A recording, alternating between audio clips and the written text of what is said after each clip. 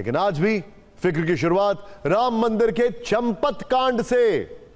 चढ़ावा चोरी की इस चंपत स्टोरी में हर दिन नए राज सामने आ रहे हैं। इस साजिश में कितने किरदार हैं और कहां कहां तक तार हैं, यह साफ होना अभी बाकी है। लेकिन अब तक के इन्वेस्टिगेशन में बार बार एक ही चेहरा, एक ही नाम की चर्चा है। चंपत राय, ट्रस्ट के सबसे रसूखदार पदाधिकारी, जिनका इस्तीफा भले ही हो गया हो, लेकिन पूरे विवाद के केंद्र में वही सबसे बड़ा किरदार दिख रहा है। उनका नाम एफआईआर में नहीं है, लेकिन शक की सुई उन्हीं की तरफ घूम रही है और बार बार उनसे सवाल हो रहे हैं। इस बीच अयोध्या पुलिस ने अभियुक्तों से पूछताछ के लिए कोर्ट में अर्जी लगाई है। शक के दायरे में 50 से ज्यादा लोग हैं जिनको पुलिस ने पूछताछ का नोटिस भेजा है। जुलाई के पहले हफ्ते में एसआईटी की फाइनल रिपोर्ट भी आने वाली है, तब उस पर भी चर्चा होगी। लेकिन अभी फिक्र की चंपत फाइल से कई और राज खुलेंगे। शुरुआत कुछ संगीन आरोपों से। आरोप नंबर 1, बैंक के काम में ट्रस्ट दखल दे रहा था, यहां तक कि कर्मचारियों को हटाने की सिफारिश भी ठुकरा दी थी। पूरा मामला समझेंगे।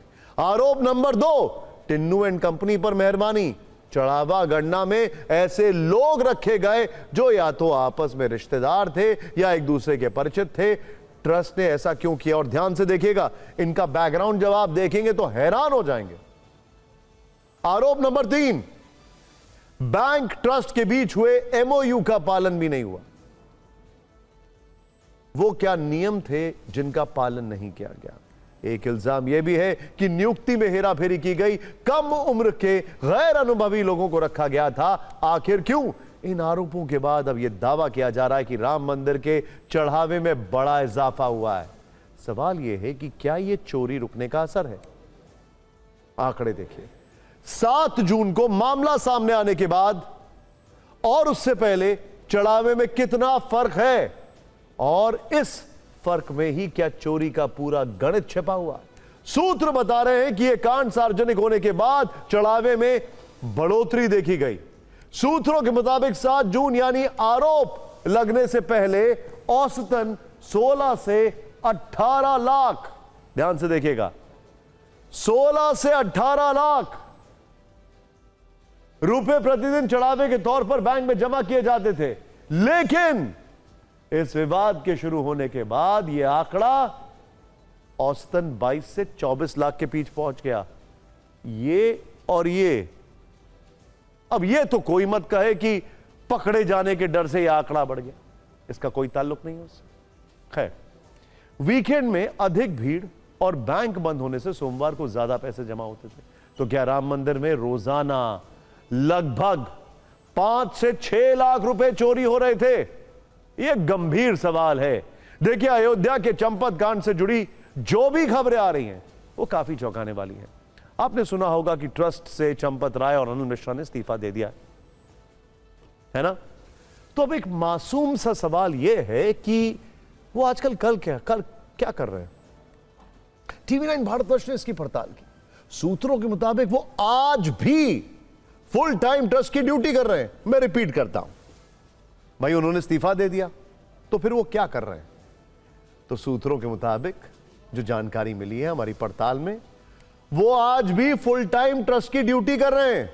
सूत्रों से हमें पता चला है कि इस्तीफे के बाद भी चंपत राय और अनिल मिश्रा का मंदिर प्रबंधन में दखल जारी है। इस्तीफे के बावजूद चंपत राय और अनिल मिश्रा की कार्यशैली और अधिकार क्षेत्र में बदलाव नहीं हुआ है।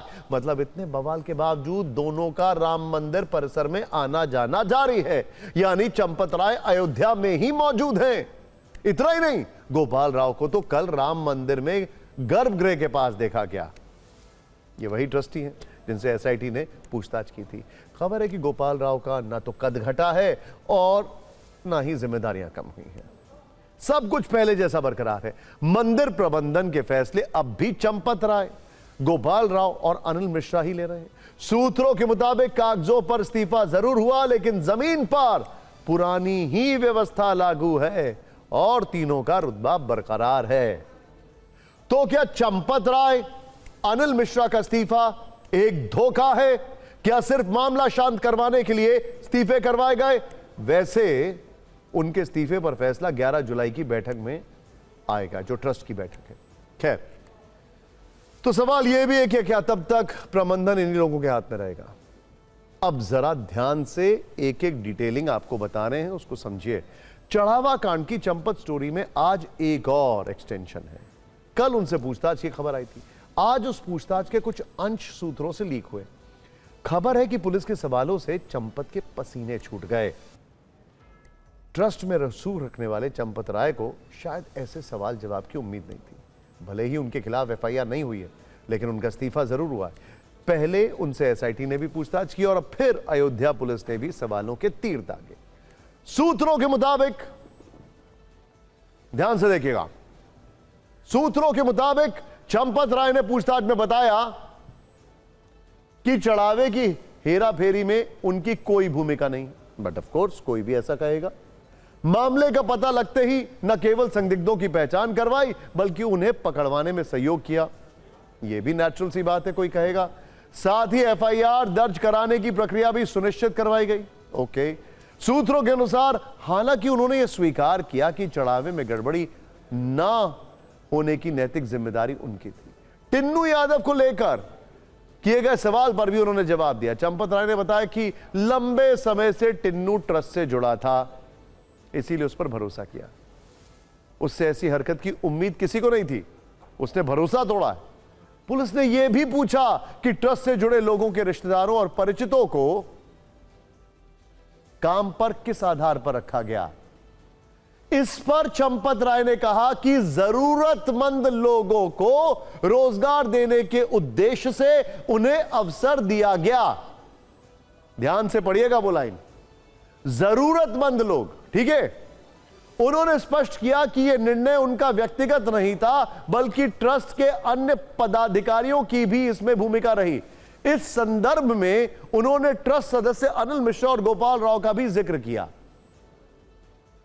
पहले आपको एक इंटरेस्टिंग बात यहां पर बता देते हैं, आइए देखिए। ये इतने जरूरतमंद थे जिन लोगों को रखा गया कि जब इन्होंने काउंटिंग प्रक्रिया शुरू की तो इनकी जरूरतें बढ़ती चली गई। उसके भी फैक्ट्स आने वाले हैं। बड़ा इंटरेस्टिंग एनालिसिस हमारी टीम ने तैयार किया है।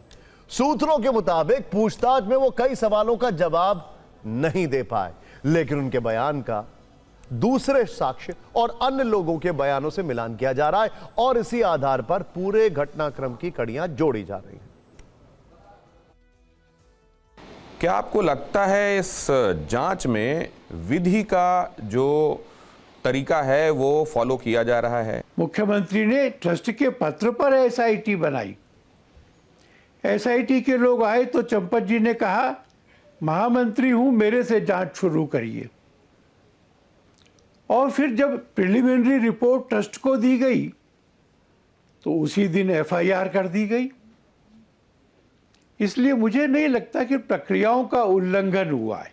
चंपत जी ने उसके अगले दिन जो स्टेटमेंट जारी किया उसमें कहा गया कि तीर्थ क्षेत्र ट्रस्ट के सभी कार्यों का वक्त वक्त पर ऑडिट होता है, हुंडी की गिनती का भी ऑडिट होता है, ये हो रहा है और उसमें कुछ भी उल्लेखनीय नहीं पाया गया। ये क्यों कहा गया? तो ये तो झूठ है।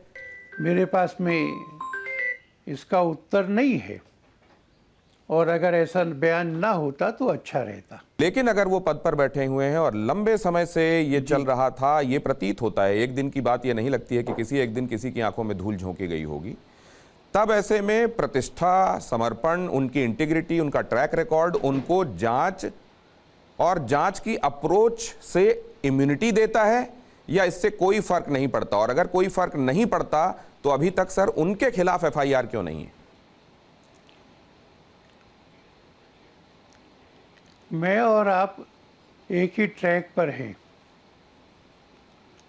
इसलिए मैं तो इस बात को तुरंत स्वीकार करता हूं कि उनका ट्रैक रिकॉर्ड या कोई भी अन्य कारण उनको जांच से इम्यूनिटी नहीं देता है और उनके खिलाफ भी जांच होनी चाहिए। आज मुझे किसी चैनल के व्यक्तियों ने बताया कि 3 घंटे की पूछताछ हुई है। अगर हुई है तो संतुष्टि की बात है, अगर नहीं हुई है तो होनी चाहिए। कोई इम्यूनिटी किसी को नहीं है और राम जी के धन के मामले में तो ऐसी इम्यूनिटी होने का सवाल ही नहीं है।